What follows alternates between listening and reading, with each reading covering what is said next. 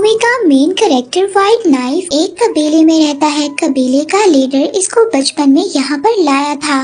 तब से अब तक ये यहीं पर रहता है। व्हाइट नाइफ शॉप से कैरेट और मक्खन खरीदने के लिए जाता है और बाहर इसकी फियांसी खड़ी होती है। तभी यहाँ पर एक गैंग आ जाता है।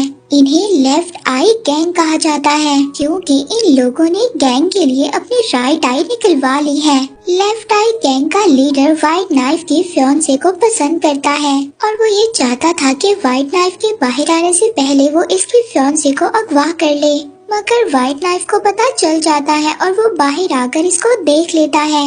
अब गैंग का लीडर व्हाइट नाइफ से आकर कहता है कि तुम हमें नहीं मार सकते क्योंकि हम लोग तादाद में बहुत ज्यादा हैं। तभी हम देखते हैं कि जिस बात का अंदाजा भी नहीं लगाया जा सकता था और वो ये कि व्हाइट नाइफ इन सबको पीटता है। फाइट के एंड में सभी लोगों को खंबे से लटका दिया जाता है और साथ ही में गैंग के लीडर को भी लकड़ी के टैंक से लटका दिया जाता है। तभी शॉप का ऑनर भी बाहर आता है और वो व्हाइट नाइफ पर अटैक करने की कोशिश करता है।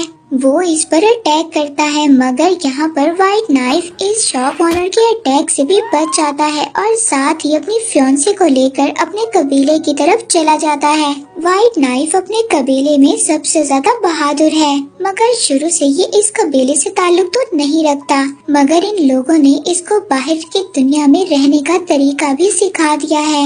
एक दिन हम देखते हैं कि एक व्हाइट मैन अपने बेटे को ढूंढते हुए इस कबीले में आता है। वो बताता है कि वो बचपन से अपने बेटे से नहीं मिला और यहाँ पर ये हमें पता चलता है, जैसे कि हमें पता चलता है कि व्हाइट नाइफ उसी आदमी का बेटा था जिसने उसे बचपन में खो दिया था। व्हाइट नाइफ का फादर एक डाकू है मगर अब वो ये अपना काम छोड़ना चाहता है और वो अपनी जिंदगी को अपनी मर्जी से गुजारना चाहता है। उसने चोरियां कर कर अच्छी खासी दौलत इकट्ठा कर ली है और अब वो ये दौलत अपने बेटे को देना चाहता है ताकि उसका बेटा ये दौलत अपने कबीले के लिए इस्तेमाल कर सके।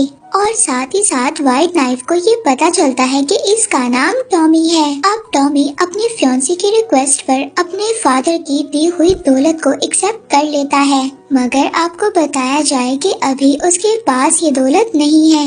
एक्चुअली में टॉमी के फादर ने ये सारी दौलत पाइन के दरख्तों के नीचे छुपा दी है। अब टॉमी अपने फादर को बताता है कि जब वो स्कूल में था तो कुछ गुंडों ने उसकी मदर को मार दिया। वहाँ पर टॉमी के फादर उसको बताते हैं कि उसने साथ ही पहाड़ों में पाइन्स के ट्रीज में सारी दौलत छुपा कर रखी है। अब वो अपने बेटे को दौलत की लोकेशन बता ही रहा था, तभी उसके गैंग के साथ ही उसका पीछा करते हुए यहाँ पर पहुँच जाते हैं। वो लोग भी दौलत चाहते हैं और पैसे के लिए पूरे कबीले को मारने को तैयार हैं। इसके बाद वो टॉमी के फादर को अपने साथ लेकर चले जाते हैं ताकि वो उन्हें दफन की हुई दौलत के पास लेकर चला जाए। टॉमी के फादर उसको जाते जाते ये इशारा देते हैं कि दौलत विंड मिल के पास दफन की हुई है। अब टॉमी के फादर के जाने के बाद टॉमी ये सोचता है कि वो अपने फादर की दौलत को ढूंढेगा और वो इस गैंग को देकर अपने फादर को छुड़वा लेगा। अब जब ये पहाड़ों पर दौलत तलाश करने के लिए जाता है तो वहाँ पर इसको एक मसला होता है। वहाँ पर तो बहुत ज्यादा पाइन्स के दरख्त थे मगर इसको ये नहीं पता था कि इसके फादर ने कौन से पाइन के ट्री के नीचे दौलत को दफन किया है। काफी ज्यादा खुदाई करने के बाद इसका लीडर इसको कहता है कि तुम पैसा किसी और तरीके से कमाने का सोचो, मगर कुछ ही घंटों में ये $50,000 कैसे कमा सकता था। अब इसके पास एक ही ऑप्शन था कि ये भी अपने फादर की तरह चोरी ही करे। अब ये चोरी करना नहीं चाहता था मगर ये सोचता है कि क्यों ना शहर जाकर ये बुरे लोगों से चोरी करे, यानी कि अच्छे लोगों को नुकसान ना पहुंचाए, बुरे लोगों से पैसे ले। अब ये अपनी असली शनाख्त छुपाने के लिए अपने बाल काट देता है, अच्छे कपड़े पहनता है और शहर पहुंच जाता है। शहर में एक औरत इसको अपने घर में पनाह देती है। वहाँ पर इसको पता चलता है कि उस लेडी से इसका एक भाई भी है और इसके सौतेले भाई का नाम है रमन। और अब ये अपने सौतेले भाई को भी इस मिशन में शामिल कर लेता है और अब ये दोनों मिलकर चोरी करेंगे क्योंकि ये दोनों भाई ही अपने फादर से मिलने के लिए बेचैन हैं। ये दोनों मिलकर अपने फादर को उस गैंगस्टर से बचाएंगे और तावान की रकम को इकट्ठा करने के लिए ये बैंक लूटने जाते हैं। हम देखते हैं कि टॉमी एक खिड़की से बैंक के अंदर दाखिल होता है, मगर वहाँ पर बैंक का मैनेजर इसको देख लेता है। दूसरी तरफ रमन एक और लड़के से मिलता है, जिससे मिलकर इनको पता चलता है कि वो भी इनका तीसरा सौतेला भाई है। अब रमन उस लड़के को भी अपने मिशन में शामिल कर लेता है। ये तीनों मिलकर अब तावान की रकम को इकट्ठा करेंगे। अब वहाँ पर टॉमी जब पैसे चुरा रहा होता है तो उसको पैसों के पास ही अपने फादर का एक लिखा हुआ नोट मिलता है, जो कि उसने बरसों पहले जॉनी नाम के लड़के के लिए लिखा था। अब टॉमी बैंक मैनेजर से बचकर पैसे चुरा लेता है और वो पैसे चुराने में कामयाब हो जाता है। ये तीनों मिलकर वहाँ से भाग जाते हैं, मगर मैनेजर इनका पीछा कर रहा था। वहाँ पर हम लेफ्ट आई गैंग को देखते हैं, जो टॉमी से बदला लेने के लिए साजिश कर रहे हैं। वही शॉप का ऑनर जिस पर टॉमी ने अटैक किया था, वो भी अब इस गैंग के साथ शामिल हो गया है। दूसरी तरफ हम तीनों भाइयों को देखते हैं जो रात कैंपिंग में गुजारते हैं। यहाँ पर इनका तीसरा भाई इनको बताता है कि उसकी गर्दन बहुत ही ज्यादा मजबूत है, अगर उसको फांसी पर लटकाया जाए तो उसको कुछ भी नहीं होगा। अगले दिन ये तीनों भाई एक और आदमी से मिलते हैं जो कि पहाड़ों में रहता है। वो इन तीनों को अपनी जिंदगी की दास्तान सुनाता है, जिससे इनको पता चलता है कि ये भी इनका चौथा सौतेला भाई है। अब ये तीनों अपने चौथे भाई को भी अपने प्लान में शामिल कर लेते हैं। नेक्स्ट डे ये चारों सैलून जाते हैं। वहाँ पर ये शहर के दौलतमंदों के बारे में इंफॉर्मेशन लेते हैं, ताकि ये उन लोगों को लूटने की कोशिश कर सकें। हजाम यहाँ पर इनको एक पब्लिक हाउस के बारे में भी बताता है, जिसके पास गोल्ड की चिकन नगेट है। अगर ये लोग उसको चुरा लें तो वो काफी ज्यादा महंगी बिकेगी और वो बहुत ज्यादा कीमती भी है। अब ये चारों मिलकर उसको चुराने का प्लान बनाते हैं। अब पब्लिक हाउस में इनकी मुलाकात एक और आदमी से होती है। वो आदमी इनके फादर के बारे में बात कर रहा होता है और वो इनके फादर को ढूंढ रहा होता है। तभी पब्लिक हाउस का ऑनर इस आदमी को मारने लगता है। वो आदमी इन चारों भाइयों के पास आता है, जिससे इन चारों को ये पता चलता है कि वो इनका पांचवा सौतेला भाई है। अब यहाँ पर टॉमी सबसे कहता है कि जो भी फ्रैंक का बेटा है वो अपना अपना हाथ खड़ा करे। यहाँ पर ये सभी लोग अपना हाथ खड़ा करते हैं। यहाँ पर अजीब बात देखने को मिलती है, जो इस पब्लिक हाउस में लड़का पियानो बजाता है वो भी अपना हाथ खड़ा करता है और ये इनका छेवा भाई है। और यहाँ पर इन्हें रिडिकुलस 6 का नाम दिया जाता है। अब ये 6 के 6 भाई शाम को अपने फादर को ढूंढने के लिए निकल पड़ते हैं। पहले तो ये वही गोल्डन चिकन नगेट को चोरी करते हैं और ये उस चिकन नगेट को चोरी करने में कामयाब भी हो जाते हैं, मगर पब्लिक हाउस का ऑनर इनको देख लेता है। वो बंदूक की नोक पर इनसे वो नगेट वापस करने का कहता है और तभी रमन उसके सर पर एक बेलचा मारता है और गलती से उसका सर अलग कर देता है।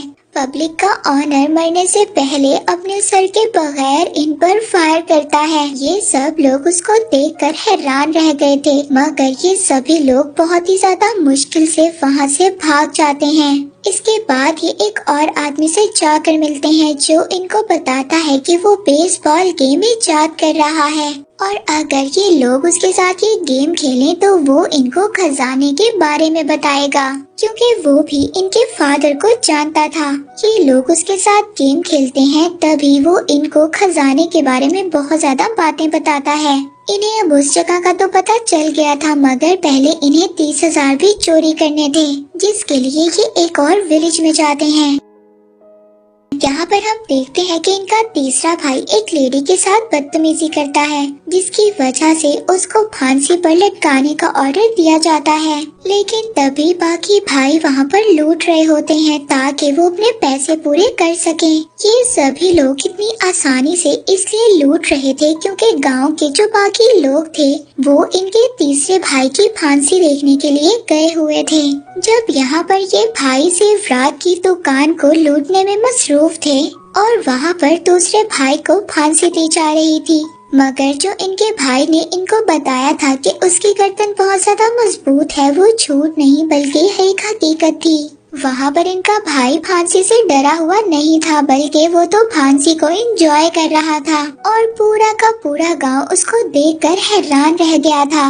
अब गांव का लीडर उसको वहाँ पर गोली मारकर मौत के घाट ही उतारने वाला होता है, मगर तभी उसके भाई उसको बचा लेते हैं। ये यहाँ से सिर्फ रात लेकर भाग जाते हैं। नेक्स्ट सीन में हम इन्हें दरिया में नहाते हुए देखते हैं, मगर यहाँ पर लेफ्ट आई गैंग इन पर अटैक कर देता है और साथ ही साथ इनके सारे पैसे लेकर भाग जाते हैं। अब जो इन सब भाइयों ने हासिल किया था वो ये सब लोग खो चुके थे और अपने फादर को बचाने की उम्मीद भी हार चुके थे।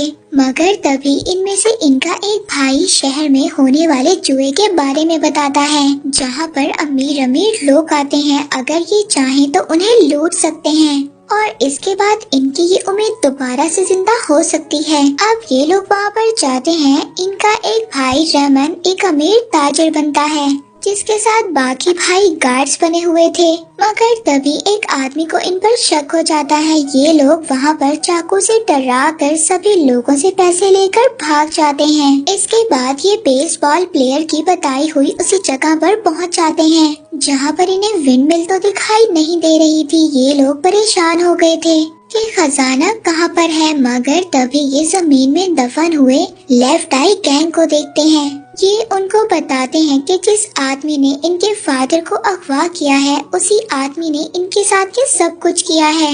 और हम देखते हैं कि ये लोग लेफ्ट आई गैंग के लोगों को जमीन से निकालते हैं और इनका भाई रमन अपने फादर की पुरानी एक पिक्चर निकाल कर इन सबको दिखाता है। तस्वीर में वो गैंगस्टर भी था जिसने इनके फादर को अगवा किया है। गैंगस्टर के हाथ पर टॉमी देखता है कि एक टैटू बना हुआ है और ये टैटू तो उस आदमी के हाथ पर भी था जिसने टॉमी की मदर को मारा था। और यहाँ पर इसको समझ आ जाता है कि इस गैंगस्टर ने तो मेरी मदर को भी मारा था और अब ये उस गैंगस्टर से जरूर बदला लेगा और अब अपने फादर को भी बचाएगा। टॉमी रेत के टेम्परेचर की लोकेशन देखकर गैंगस्टर का पता लगा सकता है कि वो सब लोग कहाँ पर गए हैं। ये सभी भाई भी अब उस साइड पर जाएंगे, मगर टॉमी अब अपने भाइयों को मुश्किल में डालना नहीं चाहता था। वो खुद ही अपनी मदर का बदला लेना चाहता था। ये सभी भाई दिन में निकलेंगे और रात को आराम करेंगे। तभी हम देखते हैं कि टॉमी फायदा उठाकर अपने भाइयों के लिए खत लिखता है और वहाँ से भाग जाता है। ये अपनी टेक्निक्स का यूज करते हुए आखिरकार उस गैंगस्टर तक पहुँच जाता है। जाकर ये उस गैंगस्टर को अपना हाथ दिखाने का कहता है जिस पर वही टैटू बना हुआ था। वो गैंगस्टर टॉमी की तरफ अपनी बंदूक का इशारा करता है, मगर टॉमी तो पहले ही से तैयारी कर आया हुआ था। वो फौरन से अपना चाकू निकालकर उस गैंगस्टर को मारता है और वो गैंगस्टर चाकू के अटैक से वहीं पर मर जाता है। तभी हम देखते हैं कि गैंगस्टर के लोग टॉमी पर अटैक करने वाले थे, मगर तभी यहाँ पर टॉमी के भाई भी आ जाते हैं और साथ ही लेफ्ट आई गैंग भी वहाँ पर आ गया था टॉमी को बचाने के लिए। इसीलिए गैंगस्टर के सभी लोग वहाँ से भाग जाते हैं। ये लोग अपने फादर को छुड़वा लेते हैं। इसके बाद इनके फादर अपने बेटों से मिलते हैं, जिसके बारे में इनको पता ही नहीं था कि वो मौजूद भी हैं या नहीं है। ये सभी भाई अपने फादर को बताते हैं कि आपको बचाने के लिए जितने ज्यादा पैसे चाहिए थे, हमने तो उससे ज्यादा पैसे लूट लिए हैं और अभी हमारे पास और भी हैं। जैसे ही ये बात इनका फादर सुनता है तो इसका रवैया चेंज हो जाता है। ये अपने उन्हीं गैंगस्टर को बुला लेता है जो कि पहले चले गए थे। यहाँ पर इनको पता चलता है कि इनका फादर कोई अच्छा आदमी नहीं था। वो तो इसलिए ऐसा कर रहा था कि वो जानता था कि टॉमी अपने फादर के लिए पैसा कमाएगा और टॉमी अपने फादर को बचाने के लिए कुछ भी करेगा। टॉमी के फादर तो ऐसे ही पैसा कमाना चाहते थे, इसीलिए इनके फादर ने ये सारा प्लान बनाया था। वहाँ पर टॉमी के फादर ने उसकी फियांसे को भी अगवा किया हुआ था। यहाँ पर बहुत बड़ा शूट आउट होता है। यहाँ पर हमें पता चलता है लेफ्ट आई गैंग की आई भी मौजूद थी। उन्होंने झूठ बोला हुआ था कि उनकी लेफ्ट आई नहीं है, ताकि सब लोगों को वो लोग सख्त नजर आए। अब ये सभी भाई और लेफ्ट आई गैंग सब मिलकर लड़ते हैं और एंड में फ्रैंक को एक सुरंग में छोड़ने में कामयाब हो जाते हैं। और बाद में पुलिस आकर सबको पकड़ लेती है। लास्ट सीन में हम टॉमी को देखते हैं, उसकी शादी उसके फियांसे से हो रही है। उसके भाई भी इस बात से बहुत ज्यादा खुश हैं और उसके मैरिज में डांस कर रहे हैं। और इसी के साथ ये मूवी यहीं पर एंड हो जाती है।